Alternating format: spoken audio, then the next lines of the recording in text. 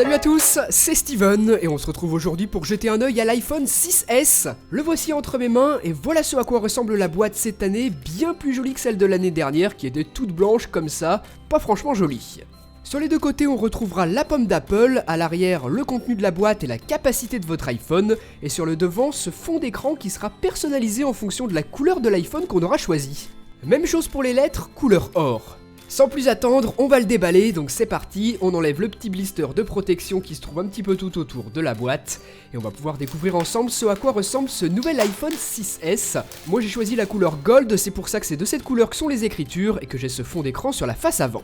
Une fois qu'on ouvre la boîte, l'iPhone 6S se trouve sur le dessus, comme d'habitude, donc on va le sortir pour jeter un œil. Donc voilà ce à quoi il ressemble, ce sera exactement le même design que l'iPhone 6, vous savez qu'Apple change ça tous les 2 ans, et cette couleur Gold qui ne change pas non plus. Sur la gauche, le bouton de verrouillage et les boutons de volume plus et moins.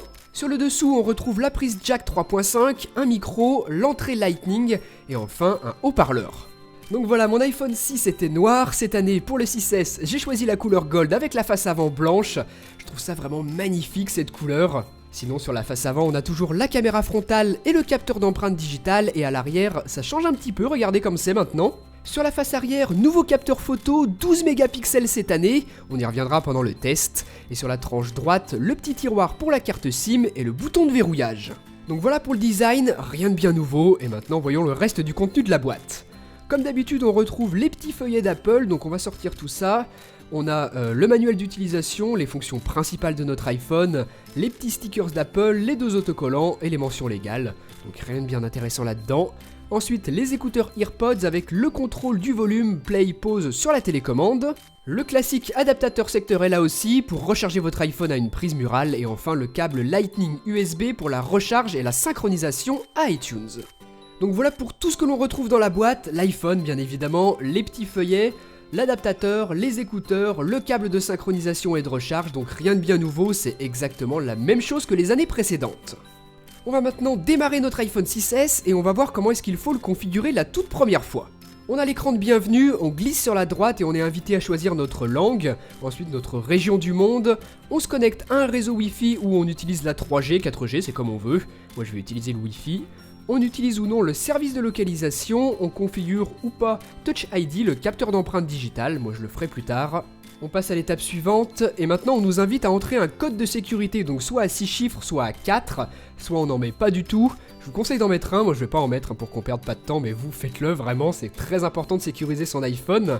Et ensuite ici on nous invite à restaurer nos données si vous aviez précédemment un iPhone par exemple, avec une sauvegarde iCloud ou iTunes, ou alors si vous venez d'Android, Apple vous propose une solution de migration là aussi. Si c'est votre premier iPhone, définissez-le comme nouvel appareil, créez un compte iTunes ou utilisez votre compte existant, ou faites ça plus tard si vous voulez, c'est comme vous le sentez. Si vous n'avez rien à faire, vous pouvez lire les conditions générales d'utilisation ou alors les accepter comme ça, et ensuite on doit configurer Siri avec notre voix.